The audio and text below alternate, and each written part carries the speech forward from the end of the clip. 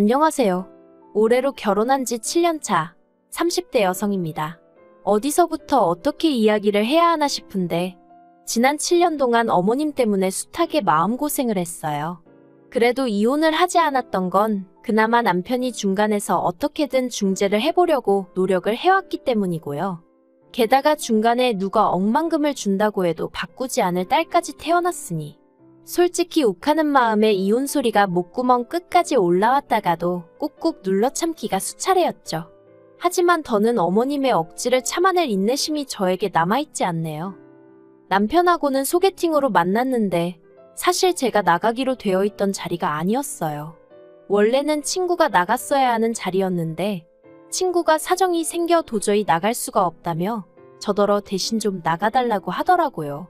그리고 저는 그런 친구의 제안이 너무 터무니없다 싶어서 차라리 다른 날로 미루라고 했는데 그러지 말고 그냥 나가서 자기인 척 밥이나 한 끼 먹고 와달라며 아주 사람을 달달 볶는 거예요.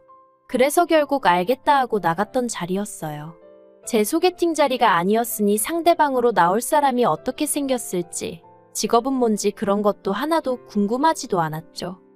그리고 그렇게 나간 약속 장소에는 지금의 제 남편이 나와 있었는데 솔직히 저는 오로지 밥만 먹고 적당한 타이밍에 빠져나올 생각뿐이 없었습니다. 하지만 나중에 듣자 하니 남편은 아니었대요. 제 뒤에서 후광이 비쳤다는 무슨 말도 안 되는 소리를 하면서 아무튼 첫눈에 반하는 게 이런 건가 싶었답니다. 그리고 그래서였는지 엄청나게 적극적으로 나왔는데 좀 부담스럽더라고요. 솔직히 제 자리가 아니었다 생각하니 이래저래 엮이기는 싫었어요. 그래서 애프터 신청을 해왔을 때 제가 소개팅 자리에 나가게 된 경위를 설명하고 사과를 했죠. 그런데 남편이 그게 뭐가 중요하냐면서 자기는 제가 너무 마음에 들었다는 거예요. 그리고 친구에게 상황 설명을 하니 친구도 자기랑 그 사람이랑 사귄 것도 아닌데 어떠냐면서 이참에 저더러 연애 좀 하라나요?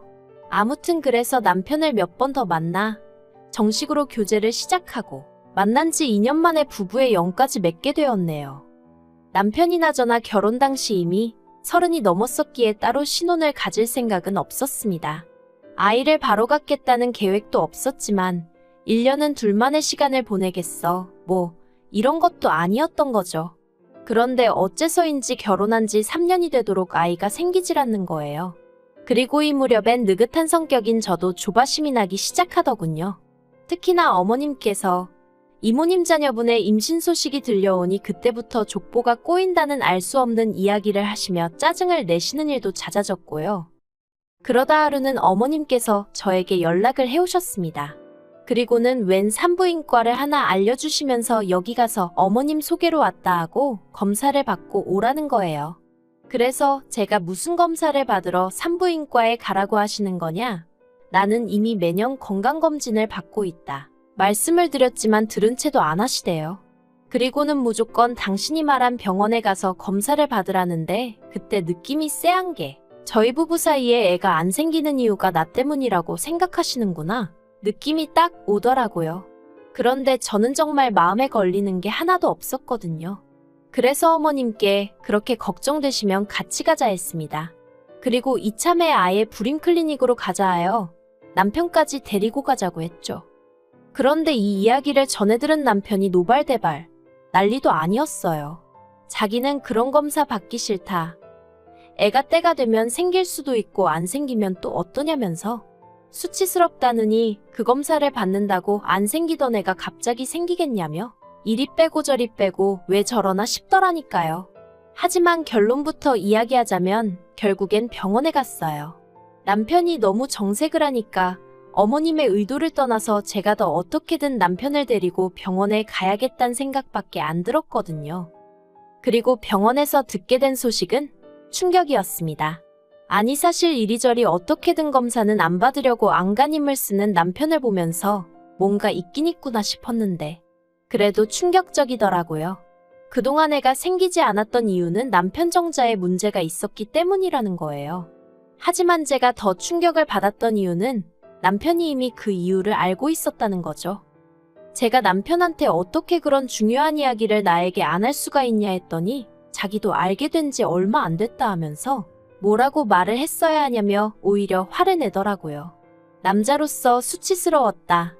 제가 이혼하자고 할까봐 두려웠다. 부모님하고 장인 장모님께는 뭐라고 말씀을 드리냐? 자기도 하루하루가 죽을 맛이었다나요? 정말이지 어이없고 속 터지고 환장할 노릇이었죠. 그리고 이 이야기를 전해 들은 어머님은 정말 말 그대로 그 자리에서 주저앉으시더라고요. 몇 번이나 그럴 리가 없다, 그럴 리가 없다 하시면서 말해요. 그래도 저는 포기하지 않았어요. 의사 선생님이 말씀하시길 아예 가능성이 없는 건 아니라고 했기에 계속해서 시도해보기로 했거든요. 그리고 그때부턴 정말 병원에서 하라는 건 다 했어요. 저는 사실 제가 그렇게 아이를 원한다고 생각해 본 적은 없었거든요. 그런데 남편 상태가 그렇다고 하니까 오히려 오기가 낙이라도 한 건지 어떻게든 하나는 꼭 낳고 싶어지대요. 그리고 제 절실함이 하늘에 닿았던 건지 저는 꼭 1년 만에 임신을 했습니다. 제가 구구절절 적지 않아 그렇지 그 과정은 기대와 실망의 연속이었고 아무튼 무척이나 힘들었어요. 그런데 임신 소식을 알리니 어머님이 대뜸 말씀하시길 아들을 낳아야 한답니다. 그래서 제가 요새 그런 게 어딨냐, 저는 딸이든 아들이든 상관없다 했더니 그건 제 생각이고 당신은 상관이 있다면서 무조건 아들을 낳는다고 생각하라대요. 그리고는 그때부터 걸핏하면 저더러 어느 지역에 가서 무슨 돌멩이를 만지고 오라질 않나? 성분도 모르신다면서 대뜸 아들 낳는 약이라고 먹으라고 들이대시질 않나? 곤혹스러운 순간의 연속이었어요. 그러다 임신한 지 6개월 넘어가던 시기에 제가 선생님께 아기용품을 준비하고 싶은데 무슨 색으로 사면 좋겠냐고 넌지시 아이 성별을 물었습니다. 그러자 선생님께선 핑크색이 좋겠다는 말로 딸이라는 걸 알려주시더군요. 옆에 있던 남편은 꼭 저를 닮은 아이가 나왔으면 좋겠다며 무척이나 기뻐했지만 어째서인지 아들 타령을 하던 어머님 얼굴이 머릿속을 스치대요. 그리고 아니나 다를까 제가 어떻게 말릴 새도 없이 남편이 시부모님께 손녀를 보게 되실 거라며 소식을 전했고 어머님은 아주 난리를 치셨습니다. 당신이 그렇게 아들을 낳아야 한다고 하지 않았냐면서 저더러 왜 시키는 대로 안 했냐고. 이게 다 성의가 부족해서 그런 거라나요? 어이가 없었어요.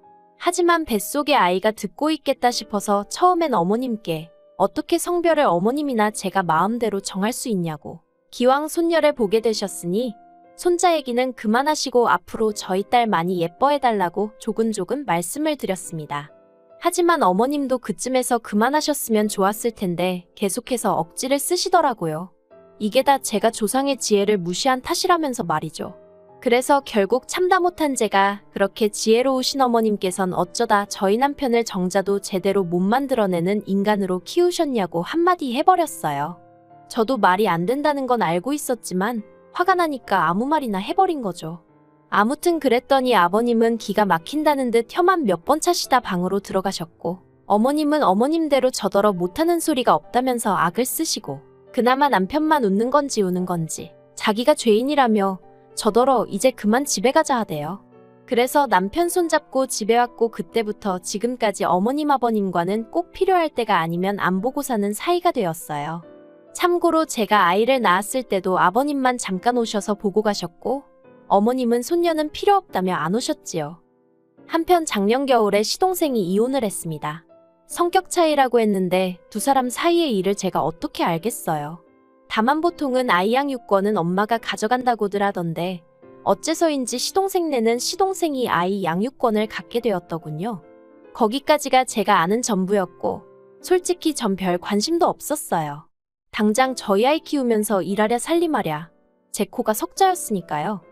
그런데 이후로 또 몇 달이 지나 올해 여름이었습니다. 그날은 어머님 생신이라서 안 가볼 수도 없었고 그래서 애는 친정에 맡기고 시댁에 갔어요. 애를 안 데려간 이유는 간단했습니다. 시족하는 남자아이였는데 시부모님이 어찌나 그 애만 싸고 도셨는지 몰라요. 그리고 시부모님은 시족하는 엄마가 없지 않냐며 당신들의 행동을 정당화하셨는데 제 눈엔 그저 손자와 손녀를 차별하는 걸로밖에 안 보였거든요. 그래서 언젠가부터 시댁에 갈 때는 아예 저희 애는 친정에 맡기는 게 차라리 속이 편하더라고요. 물론 시부모님이 그렇다고 왜 저희 딸은 안 데려오냐 찾지도 않으셨고요. 아무튼 그렇게 시댁을 찾았는데 거기서 생각지도 못한 이야기를 듣게 되었습니다. 시동생에게 여자가 생겼다는 거예요. 시동생 회사 근처 관공서에서 일하는 아가씨로 9급 공무원이라며 본격적으로 사귀기 시작한 지는 3개월인데 벌써 결혼 이야기를 나눌 정도로 진지한 관계라나요? 그리고 솔직히 저는 속으로 벌써 라는 생각을 잠깐 했지만 이내 그래도 잘 됐다 싶더라고요. 시동생 나이가 겨우 35살인데 평생 혼자 사는 건 말이 안 된다 싶었으니까요. 그런데 시동생이 하는 말이 문제는 여자 부모가 시동생이 돌싱인 건 아는데 애가 있는 건 모른답니다. 사귀는 아가씨가 아이 문제는 알아서 잘 해결하고 결혼했으면 좋겠다고 하더래요. 죽어도 자기 부모님한테 말을 못하겠다면서 말이죠. 시동생은 이 얘기를 전하며 이를 어쩌면 좋겠냐 물었는데 솔직히 뭐라고 해줄 말이 없더라고요. 애가 물건도 아니고 뭘 어떻게 잘 해결한다는 건지. 시동생도 그렇고 본 적도 없는 시동생의 애인도 그렇고 사람들이 이상해 보이더라니까요. 그래도 아무튼 저는 아무 말도 안 하고 바닥만 보고 있었습니다. 그런데 그때 어머님께서 저희 부부를 향해 너희가 맡아서 키워주면 되겠네 그러시는 거예요. 순간 제 귀를 의심했습니다. 이게 무슨 소린가 뭘 맡아서 키우라는 건가. 그리고 이내 그게 시조카를 뜻한다는 걸 알아차렸죠. 그래서 제가 무슨 소리를 하시는 거냐고 절대로 안 된다고 못한다고 했어요. 그랬더니 어머님이 왜 못하냐대요? 아니 무슨 이유라도 필요한가요? 내 자식도 아니고 내가 못 키우겠다면 못 키우는 거지 왜 못하냐는 게 말이 되냐고요. 그래서 구구절절 설명하려다가 그마저도 짜증이 나서 그냥 싫다고 못한다고 했어요. 하지만 어머님께선 계속해서 집요하게 가족 좋다는 게 뭐냐? 형이 동생을 모른 척 할 거냐? 정말이지 별의별 소리로 괜히 저희 남편으로 하여금 미안한 마음을 갖게 하시는 거예요. 그래서 제가 어머님더러 그만하시라고 했어요. 저희 부부는 하나뿐인 딸에게 집중하며 살고 싶다고. 그리고 상황이 그렇다 보니 시조카한테 마음 쓸 여력이 없다. 그러니 저희 상황도 이해해달라. 그렇게 말씀드렸죠. 그런데 어머님이 정말 도끼눈을 하시곤 저를 째려보시더니 하시는 말씀이 아들도 못 낳은 죄인 주제에 어딜 나서냐고. 제 주제에 언제 아들을 키워보겠냐며 이참에 감사한 마음으로 키워보라나요? 그리고 그땐 정말 이성의 끈이라는 게 있다면 그게 제 마음속에서 으드득하고 뜯어지는 것 같더라고요. 그래서 제가 어머님더러 지금 말씀 다 하셨냐 하고 당장이라도 달려들기세였는데 순간 남편이 제 손을 딱 잡더니 어머님더러 방금 뭐라고 말씀하셨냐면서 언성을 높이는 거예요. 그리고는 시조카가 불쌍한 건 알겠는데 그렇다고 왜 그 책임을 우리가 지라는 거냐면서 점점 목소리를 높이더니 가뜩이나 민수아들하고 우리 딸하고 차별하는 거 점점 심해져서 한마디 하려던 참인데 정말 너무하신 거 아니냐며 급기야 악까지 쓰더라니까요. 그래서 원래는 화를 내려던 제가 오히려 남편을 말리고 있었네요. 그런데 정말 저희 어머님은 눈치가 없으신 건지 그 와중에 남편더러 하시는 말씀이 애를 아예 못 낳는 것도 아닌데 니 마누라가 뭐 그리 대단하다고 절절매냐면서 그럴 거 없답니다. 이참에 저랑 이혼하고 딸도 저한테 줘버리래요. 그리고는 새 마누라 얻어서 아들 낳으면 된다나요? 정말이지 바로 옆에서 제가 두 눈 시퍼렇게 뜨고 있는데 그런 소리를 하시대요. 전 솔직히 어머님이 진짜 노망이라도 나신 건가 싶었습니다. 그런데 그때 남편이 정말 부들부들 떨면서 어머님한테 미쳤냐고 그러는 거예요. 자기한테는 제가 은인이자고 원자나 다름없는데 어머니가 뭔데 함부로 버려라 마라 그런 소리를 하시냐면서. 그리고는 어머님한테 어머님 곁에는 아버지도 계시고 민수도 있고 끔찍히 아끼시는 손자도 있으니 얼마나 다행인지 모르겠다면서 자기한테는 저하고 저희 딸이 있으니 걱정 말라대요. 그리고는 앞으로는 자기 죽었다 생각하고 사시라고 딱 허리 90도로 숙여서 인사드리고 나오는데 괜히 제가 다 소름이 끼치더라니까요.